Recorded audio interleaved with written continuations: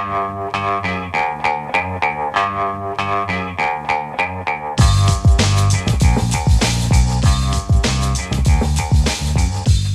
the Brian Lehrer Show on WNYC. Good morning, everyone. On today's show, it's Call Your Senator and Call Your MTA Chairman. Coming up a little later, it's our monthly Call Your Senator segment, my questions and yours, for New Jersey Senator Andy Kim. But first, we have the chair and CEO of the MTA, Janno Lieber, who will answer my mass transit questions and yours as the Mamdani era ends and the Mamdani era begins and the MetroCard era ends. 212-433-WNYC. Call or text with a question for Janno Lieber, 212-433-9692. And Chairman Lieber, we always appreciate that you come on with us. Welcome back to WNYC. Good to be with you, Brian. Want to start with the end of the MetroCard era? What's the exact date again? Well, at the end of this year, we're going to stop selling new MetroCards, but they will be accepted in the system, and most important, people can trade them in for credit on Omni cards or on an Omni account, at least through the first half of next year. So it's going to be a smooth transition. Brian, we're already up to well over 90% of riders using Omni, and even the reduced fare customers, that's seniors and disabled people who qualify for reduced fare, our Fair Fares customers as well, have adopted Omni to 90% level in just a few months. It's really taken hold. We're on the move. So I guess there's not that much nostalgia. I remember the dawn of the dawn of the MetroCard era in the 90s, when there were traditionalists out there complaining about the demise of the subway token and why do we need this newfangled blah, blah, blah. But it was definitely an improvement by so many measures. Are you getting any of that nostalgia or resistance to change from people just used to swiping MetroCards? Yeah, I mean, listen, we're all New Yorkers are nostalgic. You and I grew up in the token era, and we made the transition, and it enabled us to give people better deals. It enabled people to give us like weekly and monthly reduced fares. And we're able to do even more with Omni now because it's a much more advanced system technologically. So yeah, there's nostalgia, and we're going to celebrate that nostalgia. We're going to have a lot of MetroCard themed events in the next few months to say goodbye to the MetroCard, but people are taking advantage of tap and ride and getting real benefits. You don't have to walk up to the machine and say, how many times am I going to ride next week or next month? And you don't have to have $100 in your pocket to pay for a monthly. It all happens automatically with Omni, and people are loving those benefits. I didn't know about this idea for farewell MetroCard events. Are you going to do like Ultimate Frisbee MetroCard Fling, or what's it going to be? I mean, it's all kinds of stuff. We did MetroCard themed food with like Zabar's and Carvel, and all these New York food brands are doing MetroCard themed food. There's even a MetroCard, yellow and blue sandwich, which is nostalgic to the, back in the day, old blue and yellow MetroCard. But we're going to do things with, look out for different cards that we're going to be doing that's part of the fun. More to follow on all that. Oh, that's interesting. My favorite was a Yankees and Mets logo Subway Series MetroCard that I used until it wore out. Yeah, well, everybody's got their fave. I've got a Biggie Smalls MetroCard that I used for a while too. So definitely, there's a lot in the nostalgia category that we are going to keep doing with the MetroCard. On the tap and ride technology, people's credit cards, their payment apps on their phones, or actual Omni cards. But I've heard complaints about the discounts for many rides not being as clean as they were for weekly or monthly MetroCards. Like you have to pay for those free taps and get reimbursed on your card later. Is that true? No. So it's automatic. You ride 12 times, starting at the 13th ride. If you ride more than 12 times in a week, you automatically get free rides for the balance of the 7-day period. And it can start on a Monday and on a Tuesday and a Wednesday. You don't need to decide when your 7-day period starts. The challenges that we've had with with the technology is a little bit software capacity on the back of house, and sometimes the charges were delayed, which definitely got us some from grousing from customers legitimately. But we've now got the contractor to upgrade the technology so that it can process more quickly, and I think that problem is going to go away. No one was ever overcharged or. Do you have me? I got you, Brian. Okay, sorry about that. I don't know. We had some kind of glitch there. What we do have a text from a listener on the discount system. Listener writes, "Why aren't there monthly or weekly options? Feels like I get charged way more than I would if I could buy a monthly flat out." So maybe it's worth explaining a little bit why that particular change. Yeah, so it's you're not prepaying for a monthly unlimited. What you're getting is every time you start using your Omni card, whether you use Apple Pay or Google Pay or an Omni card or just a regular credit card, it starts tracking you for the next 7 days. And if you hit 12 rides in the 7 days, you automatically get free for the balance of the 7 days. So you don't have to pre-purchase. And this is it's a much simpler system, and it really takes away the unfairness of unlimited ride options being only available to people who have the money in the pocket to prepay. It's a real equity step forward. Now, I understand that people don't see it as much because they're not prepaying and they don't have that monthly or weekly in their pocket. But it is a fairer system and it's a more flexible system because a lot of people were leaving money on the table, Brian. They were buying a weekly or a monthly, and we were making $20+ million a year on people not using the full benefit of these prepaid cards. We're giving that money up so that we can have a fairer system where people don't have to prepay and do all the math about how many times they're going to ride. A couple of people have texted versions of this in the last couple of minutes. Is Omni giving personal tracking information to the NYPD?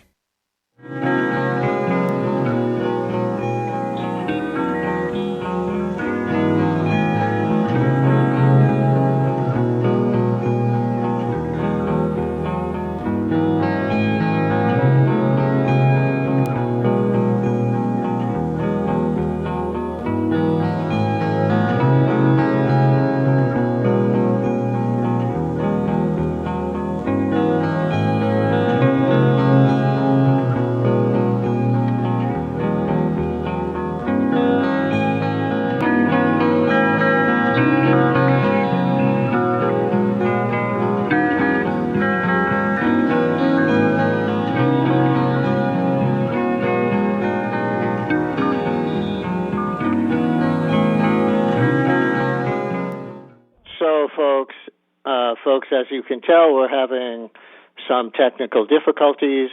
We've lost our line to Chairman Lieber. Hopefully that will be rectified momentarily. I think we'll throw to a break and then hope to continue as we continue with your calls and mine. My questions and yours.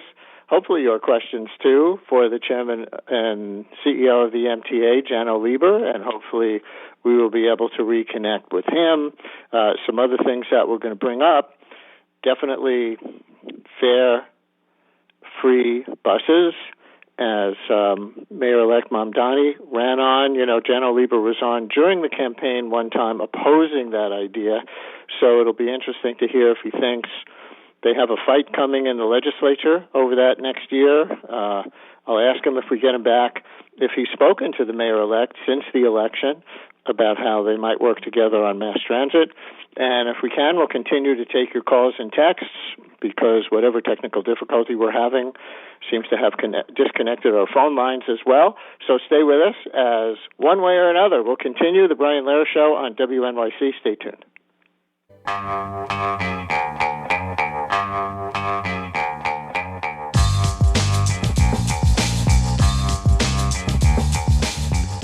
Brian Lieber on WNYC as we do continue with the chair and CEO of the MTA, Janno Lieber, who is back with us on the phone. We are having some kind of internet connectivity problems, seems like. But Chairman Lieber, you can hear me, right? I can, and I hope this isn't a continuation of what the feds are doing to public radio, that's for sure. Right, or what the feds are doing to mass transit. Seriously, isn't President Trump kind of down on mass transit, and that means mass transit funding compared to past presidents? You know, sometimes there's a lot of different rhetoric coming out of Washington. You know, there was a rhetoric about Second Avenue subway around at the time of the shutdown. It was clearly directed at the Democratic leaders in the House and Senate, happened to be from New York. We'll see when the dust settles whether that continues. I mean, we've been dealing with a Secretary of Transportation who likes to run around telling everybody how dangerous New York subway system is, even though crime is down double digits from before COVID and down significantly from last year. So we can deal with whatever's coming from Washington. You know why, though, Brian? Because we have a state government led by Kathy Hochul that really supports mass transit. We got the biggest capital program that we've ever had. We've had our budget problems addressed by Albany, again, under Hochul's leadership. And we ain't in the same boat as Philadelphia or Chicago or BART in San Francisco, who are struggling to pay their bills and maintain service. We're in great shape. Well, that's good as far as it goes. But more on the federal role. I mean, when Senator Kim is on later this morning, I know we'll talk about the Trump administration's termination of the Gateway Tunnel project between Penn Station and New Jersey. That's not part of the MTA, but it does have ramifications on the New York side, I would guess. I think it at least affects Amtrak, not just NJ Transit. Do you have any comment on that?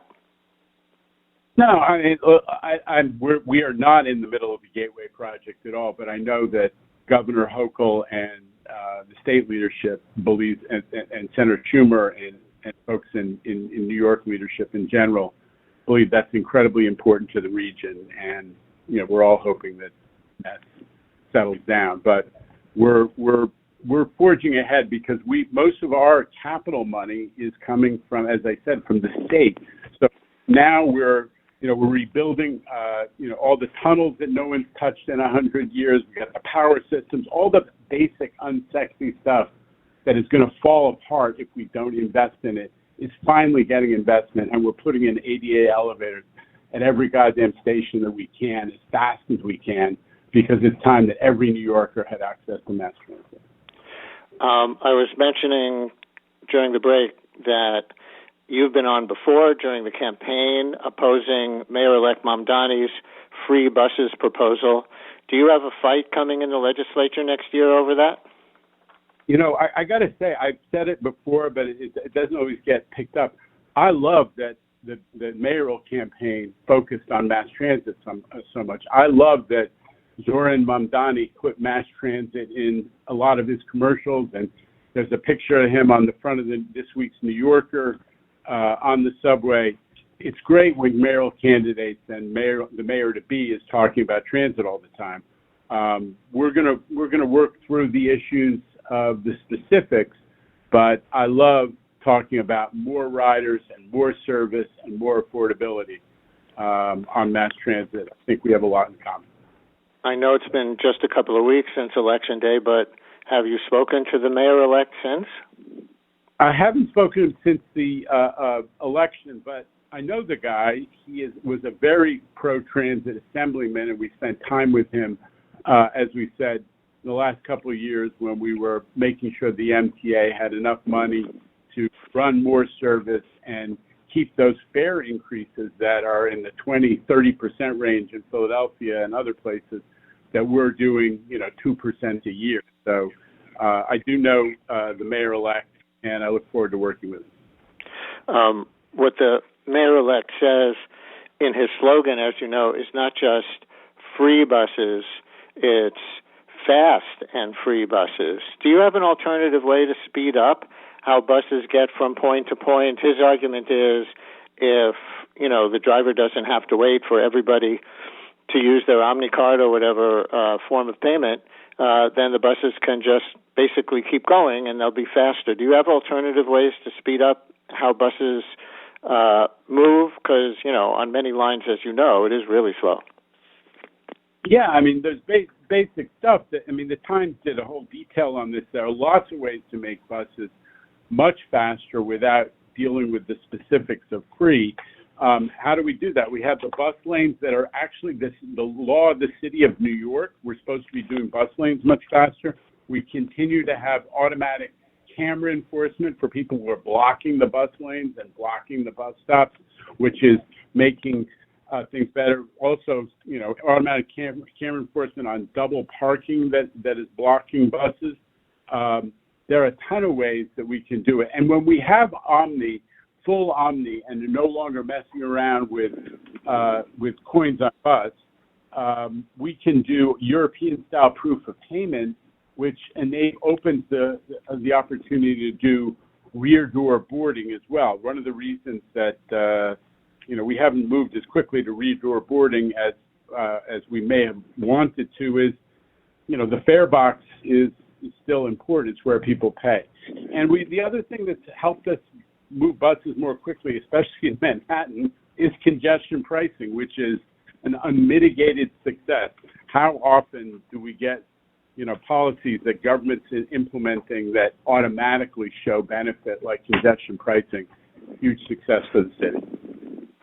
By the way, here's an update for you and for our listeners on what may be happening with our normal way to connect. And we are going to be able to take phone calls because phone service does seem to be working. That's how we got you back on the line. New York Times just moved a story with the headline, Cloudflare says it has resolved outage that disrupted part of the Internet. So hopefully our service will be coming back soon. The subhead says, services from Cloudflare, a software company, underpin thousands of websites, including X, Spotify, and OpenAI, plus WNYC, I guess. But it says Cloudflare experienced issues with its global network, disrupting service from many websites and apps. The company said it believed the problem had been resolved around 9:40 a.m., roughly 3 hours after it first reported issues, although whatever happened to us didn't happen until just a few minutes ago. But I think now it may be resolved for us, too. So I'm just going to try to switch lines here, and let's see if this is... Yeah, if this is back, then listeners, I'm in better quality now. Thank you for sticking with us through that. Those of you who did, Chairman of the MTA, Janno Lieber, is still with us by phone because we had to, rehook him some way when our digital connection to him went down. And Chairman Lieber, you're still there, right? Yes, I'm glad teenagers everywhere can return to scrolling. There you go. Okay, let's see. Let's take a call. Here is John in Wantagh, a social worker, wondering how he'll give free Metro cards to people, which they normally do. It works in Brooklyn, or I guess maybe free Omni cards. Let's see how he puts it. John, you're on WNYC with the chair of the MTA, Janno Lieber. Hi. Yes, Brian, thank you. It's just a question because now the working poor don't qualify for Medicaid trips. So we've been giving single-trip Metro cards, and that's going away.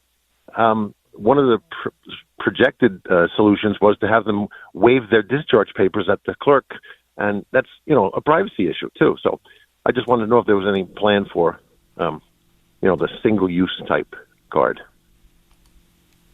Honestly, we are determined to make sure that everybody who's sort of in that low-income category has access.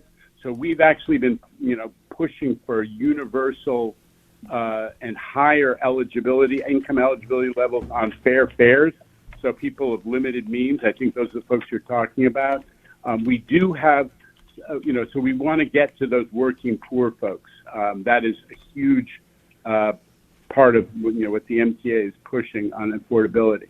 But we do have those single-use Omni cards available, and I don't know the mechanics, but we can figure it out. If you contact the MTA at mta.info, send us an email or get on the phone with somebody through one of the mechanisms that we have, social media or otherwise, we can get into the specifics. John, I hope that's helpful. Let's go next to Eric in Brooklyn. Eric, you're on WNYC. Hello. So thanks for taking my call. I just wanted to know, how does the chairman in MTA justify constant rate hikes? And what I mean by that, at least since 2003, there's been more people riding the train than ever. So let's just disregard the pandemic. But every single business in New York City pays a tax to the MTA. Before you even get on the taxi and ride, there's a surcharge that goes to the MTA. So they always say that the trains are not fixed because everything's old. So where's the money going? Because that's money that you're not spending. There's been layoffs of clerks. So that's salaries and, insurance that you don't have to pay. You have enough money to hire security to watch the turnstiles. But so I just want to know, how do you, and the books are not shown. So I just want to know, where is the money going and how do you justify these rate hikes? Okay, so everything about the MTA's budget is available online. If you want to look at it, we have literally billions and billions of lines of data there, and it's all publicly available through open data. So, in fact, Reinvent Albany, which is the organization that pushes for transparency in government, has called us the gold standard. So, if you want to know anything about the MTA's budget, by all means, go on the open data of the state of New York, or you can actually go on the MTA website and get into it. The reason that we have our fare hikes, though, just bear in mind, they're like 2% a year over the past 15 plus years, even less. And we have to increase our wages of our workforce, which is about 60 to 70% of our cost structure, just like every place else. So that is where the reason that we have incrementally increased. Now, in the old days, what they used to do is they wouldn't increase the fare, and then the MTA budget would blow up, and they'd have a crisis, and it would go up by 10, 20, even more, 10, 20% at a time. Instead, about 15 years ago, there was a recommendation that we do small incremental increases every couple of years, and those have been at the rate of 2% a year, and that's what we're trying to stick to.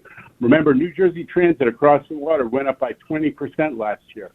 Other SEPTA is going up by over 20% in Philadelphia. We're trying to keep it down to a couple points a year just to cover our wage reality. Okay, and bear in mind, I know the caller is probably skeptical about MTA finances in general, but what I would say is we are actually spending less money in real terms than we were before COVID. Our budget is actually lower in real terms than it was before COVID, even though we're running a ton more service.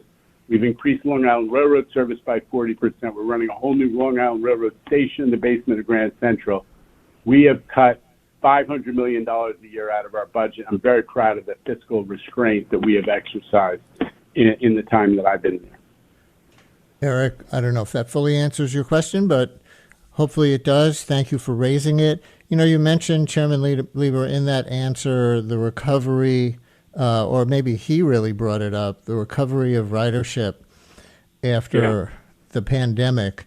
I know early on, ridership recovered better on the weekends than the weekdays. And the last stats I saw, you're still not at 100% of ridership from before the pandemic. My personal experience, just, observation, is it does often seem to be more crowded on the weekend than the weekdays, certainly relative to the past. But what are the actual stats? Yeah, we're between 80 and 85%, apples to apples of pre-COVID on the subways. You're absolutely right, Brian. We're at 90+% on the weekend, sometimes over 100%.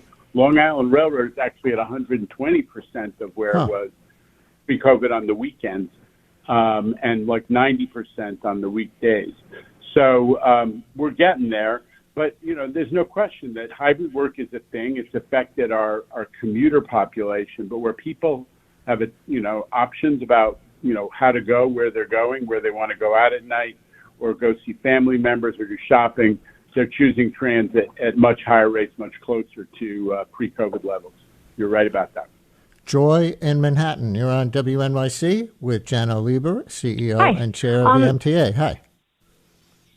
Hi. So I have two related questions.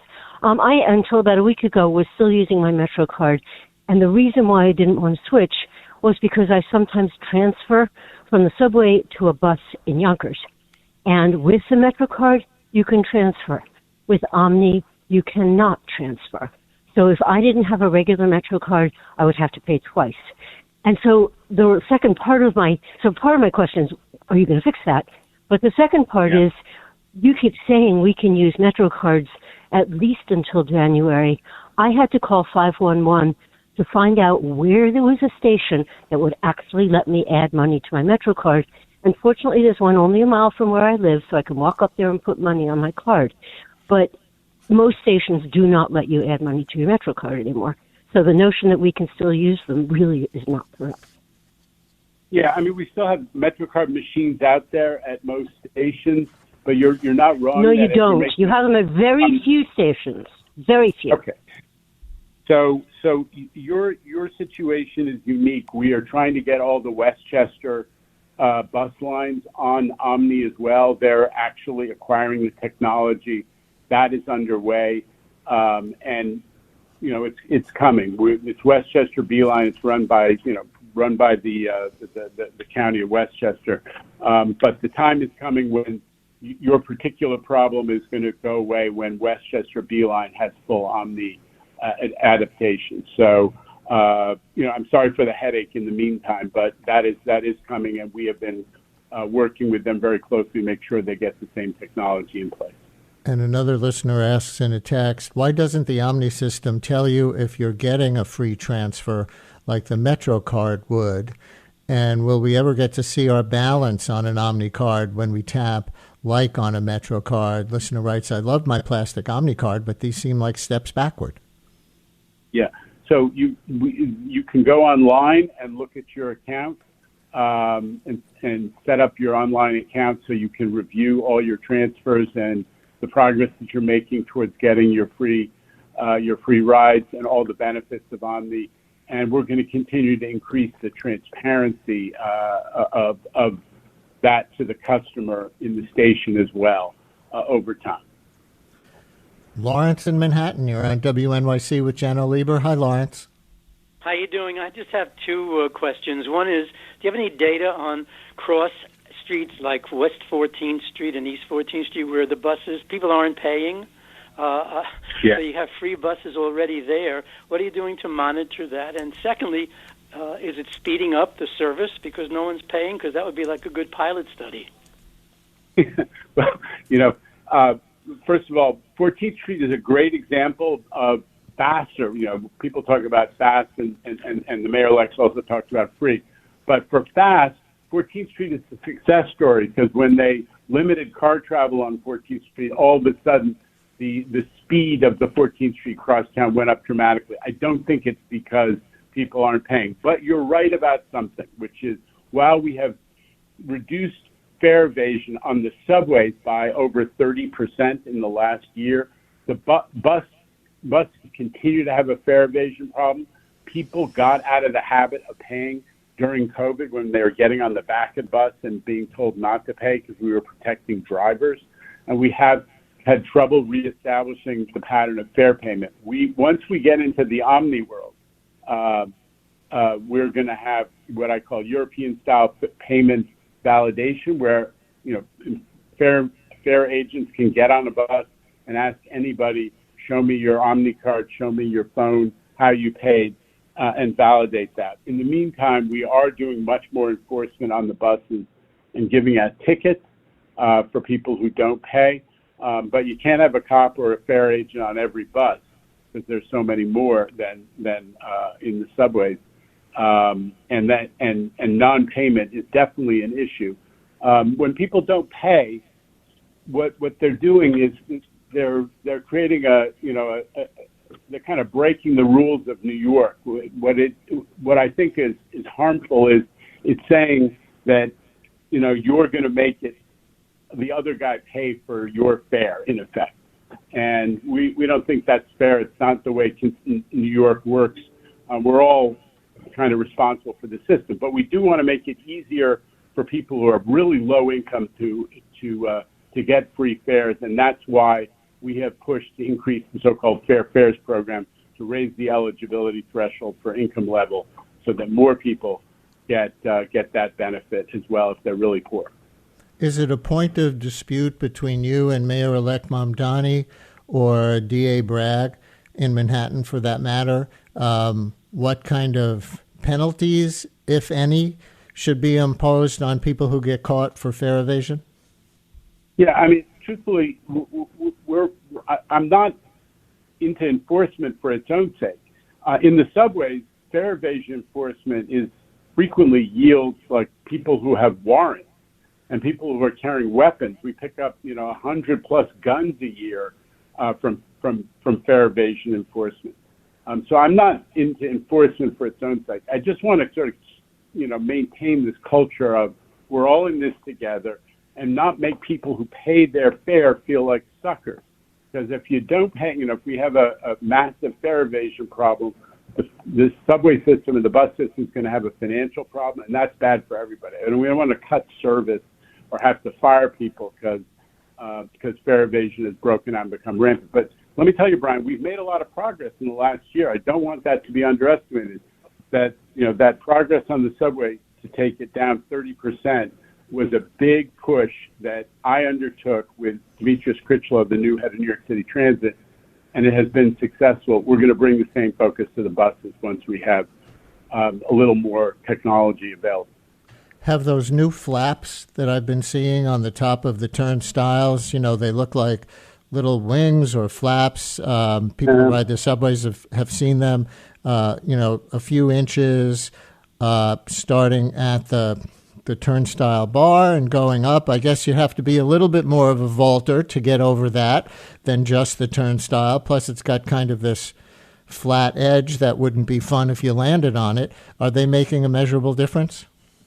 Yeah, I mean, we've done a range of different things. What we fixed the physical turnstiles so you can't backcock. We've had what we call fins and sleeves that make it harder to vault over the turnstile. We've had gate guards, those people who make sure that the exit gate doesn't get pushed open and 10 people walk in. And we've also put a delay on some of the egress gates as well, which is altogether, that's what yielded the 30+% reduction. There's no one thing that has created the reduction by itself. It's been this variegated effort. But it's been very successful, and we're going to keep pushing. Let me ask you about a bill on Governor Hochul's desk that I gather she is deciding whether to sign or veto. For listeners who don't know, it would require the MTA to have 2 crew members on trains. As the New York Times describes it, we now see an operator who drives the train and a conductor who controls the doors and makes announcements. Supporters of the practice say that a second pair of eyes on the train helps keep passengers safe. But many transit advocates argue that the custom is unnecessary, costly, and impedes faster service.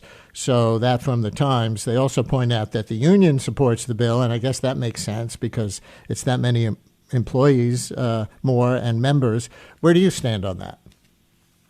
So listen, this bill has been bouncing around the legislature for literally 30 years, and it was never enacted. I don't know why the legislature voted it this year. It's actually asking us to change things, so that on the Times Square to Grand Central shuttle, we would have to have 2 people, even though it's a short train. It would force us to add people to even the shorter trains that we're running, so it would be both inefficient and, frankly, it's making New York really weird by national and international standards. And NYU did a study and found that less than 6% of transit systems actually use 2 operators. So we're looking for flexibility. We're looking to be able to provide maximum amounts of service, and this would not be helpful in that connection. So we'll see what happens. But this is sort of an oddball, move by the legislature, frankly, on a very, very outdated concept.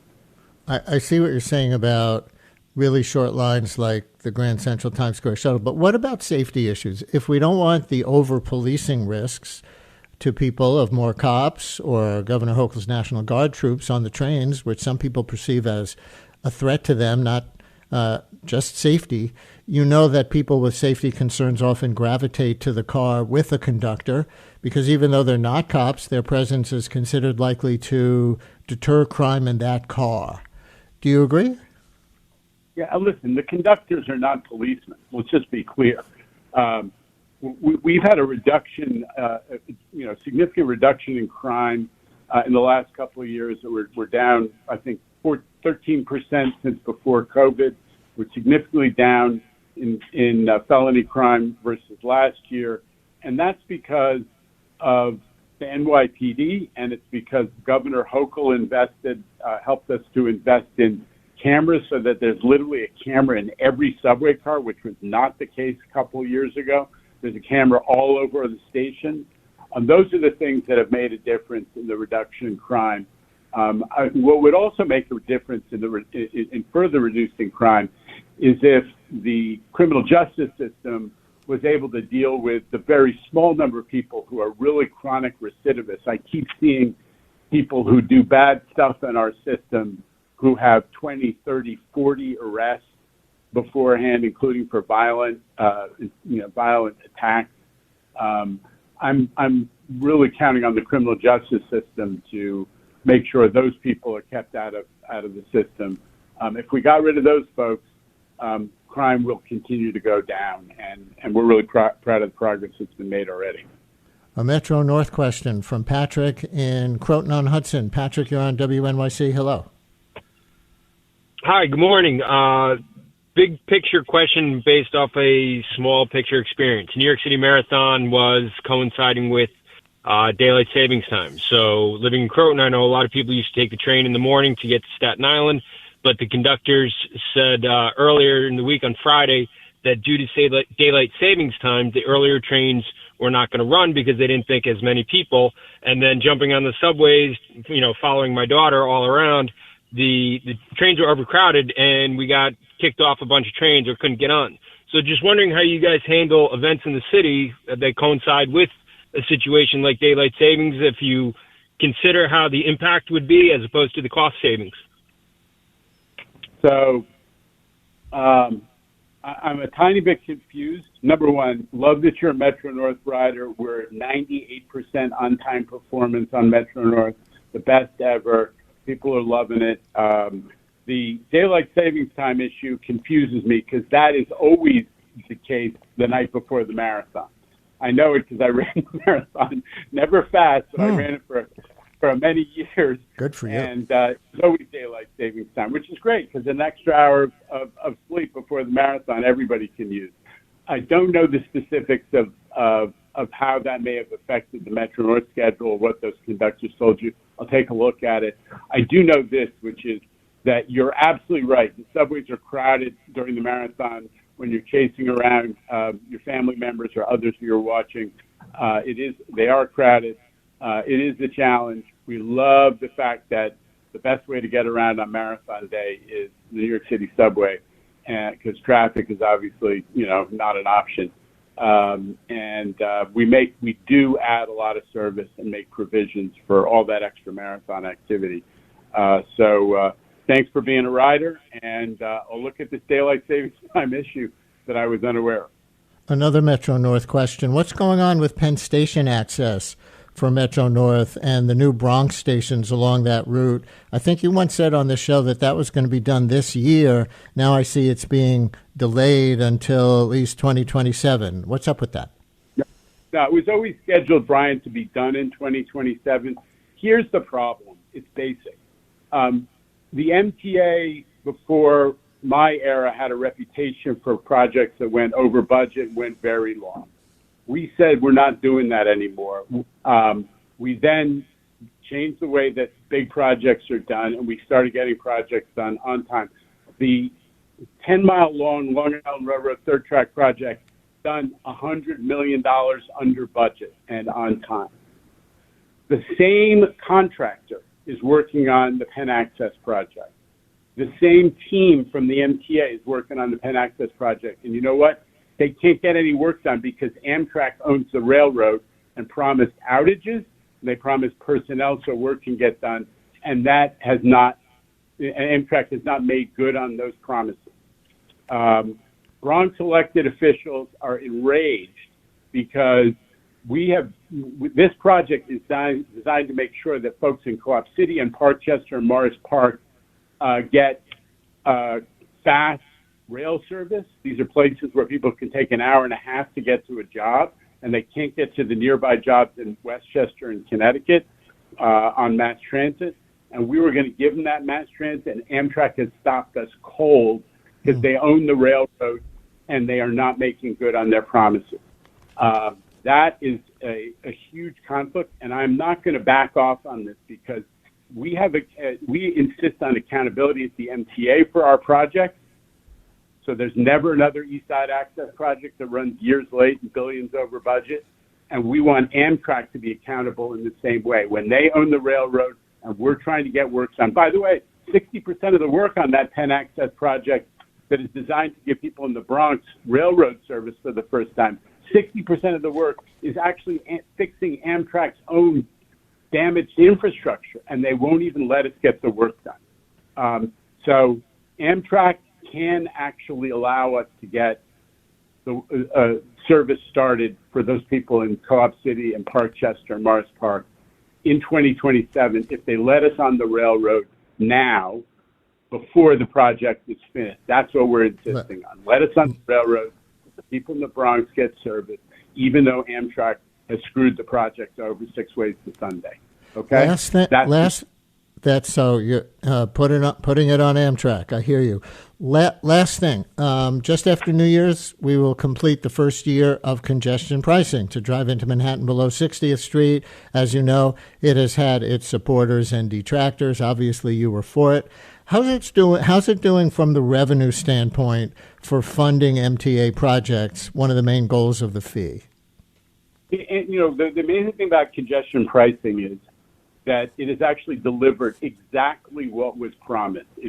There's a ton less traffic.